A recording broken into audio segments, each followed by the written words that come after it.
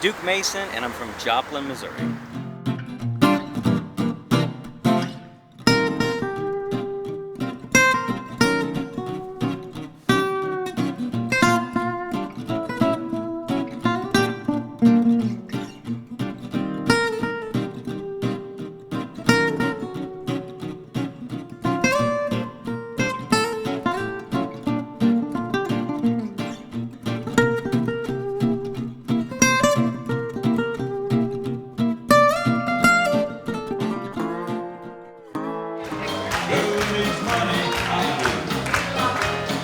Those millionaires may never pay less, though they're always worrying about their income tax. While it's time gone, I'm financing. I'd rather spend it on good romancing. What if my pockets are empty as can be? Who needs money, not me? Some folks save it, some folks lend it, but as for me, I want to spend it. Give me some green-eyed mustache. Well, actually, our family, we used to travel as a gospel group, and so ever since I was about 4 years old, something like that, I was singing with our family, and we used to travel all over the country, all over the world actually, singing gospel music. And then I kind of quit around the time when a young guy's voice starts changing, you know, and I sang a couple times then, and it was real crackly and going up and down and that kind of stuff. So I quit for a few years, and then when I was about 20, 21, something like that, I actually ran into a guy named Terry Mike Jeffrey, and we kind of bonded as friends over some Elvis stuff, and he found out I used to sing, and he kind of got me back doing some more of it, and it just started going from there, and that's been 20 some years ago, and been doing it ever since. Got me at your mercy, now that I'm in love with you. So please don't take advantage, cause you know my love is true. And please love me to I beg of you. Hold my hand and promise that you'll always love me too.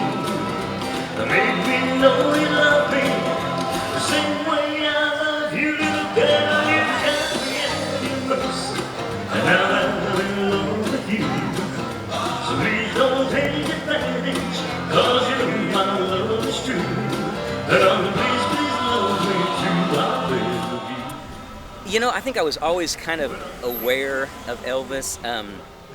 Like I said, when we used to travel and do gospel music, of course, you know, Elvis was huge into gospel music. And I would even hear Dad tell some stories of a few encounters, not with Elvis, but with people that worked for Elvis. And so I was kind of aware of it. But when I was, let's see, I would have been about 8 years old in '77.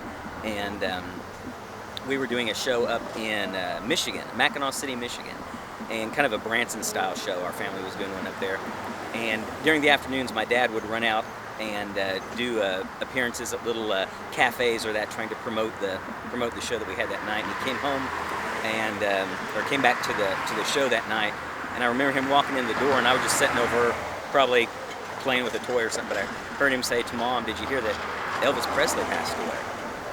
And even though I didn't really grasp the enormity of what that meant, I knew it was something very significant. And that night after our show, I remember sitting up and listening to the radio just for hours and hours, and they just played constant Elvis music back to back. And from that time on, I've just always been an Elvis fan. You know, I was aware of him before, and then once he passed away, I really got into it more. Of course, I was, you know, young at that time, but and as I grew up, I really started to respect the talent that he had. Yeehaw! Yeehaw, that's what I thought. Goodness, glad to be here again this year at Elvis Weekend. It's hot. Woo! Oh yeah, that's cool. I'm starting to sweat. And when things get wet, they shrink. Is that true? Come on, people. That's Offering all that's new. The last time I saw you,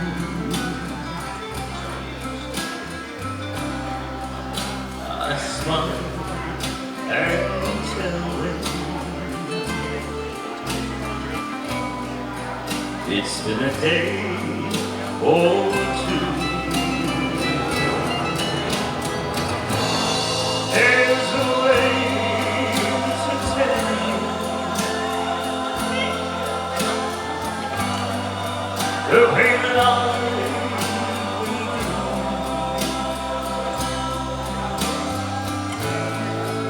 and my love you have left me indescribably blue. I got a bear. I talk to your picture. Usually when I go up, I do have, especially at the tent, you know, I kind of have an outline of what I'm going to do, but I always throw some extra songs on there, and then you're able to pick and choose a little more, you know, because you always want to, you know, please the crowd there. I don't want to go up and just do the songs that I necessarily want to do. Let me see if does that make any sense really? I mean, I do the songs I want to do, but once you see what the crowd's reacting to and what they're really enjoying, I try to, you know, kind of gear it a little more that way. So I usually come up with a great big list of songs that I am prepared to do, and then kind of whittle it down as I see how the crowd responds. You say you found somebody new,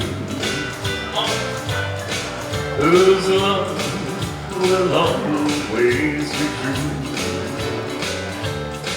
I don't know what it is to be alone. That's why I'm glad to know you're gone.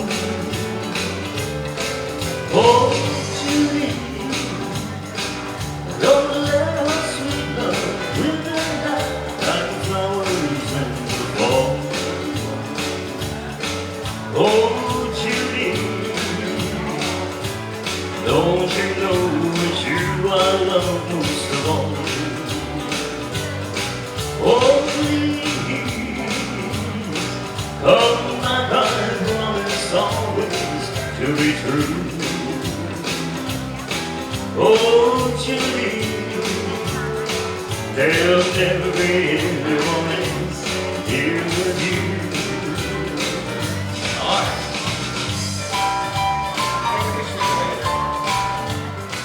Yeah, that's a friend of mine who has been a TV writer for years. He put together a thing called the Duke and Daryl Comedy Show, and it was kind of a mockumentary, kind of in the style of if you remember, This Is Spinal Tap, you know, kind of about a comedy duo that used to be together back years ago and kind of broke up, like, you know, Dean Martin and Jerry Lewis, and then are reuniting, and it was a lot of fun to do, and it's online, and yeah, it's what I like to call comedy. My wife would disagree; she doesn't think it's really funny, but I thought it was funny. And then I had my love as perfect as could be. She lived, she loved, she laughed, she cried, and it was all for me. I never know who taught me love. Now that it's over and done, who learned a lesson when she broke my heart? I was the one. Is that like a treat? And then one day I'm probably a little more nervous, and I probably work a little differently trying to get the crowd, because when we're somewhere else and we're doing a show, we might do a lot of, you know, Elvis music in it, and but when you're here, these people, they're schooled in Elvis music. They know, and so you know, every once in a while, of course, it happens to everybody, but you miss a word or you forget a line of that. And in some of our other shows, other places, sometimes I can stumble through and kind of make up some words and get around it. But here, boy, you miss a word, they know it. But they're very forgiving.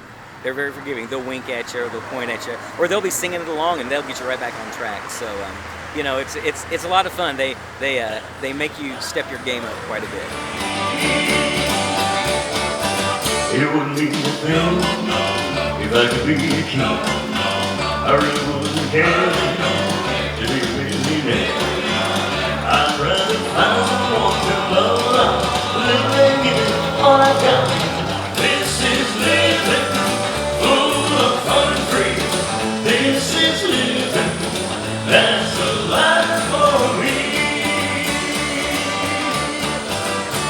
settle down. I gotta move around. I got a lot of time. I'm gonna really find the kind of gals all his brothers do, the kind of feel the way I do. This is living full of fun and free. This is living, that's the life for me.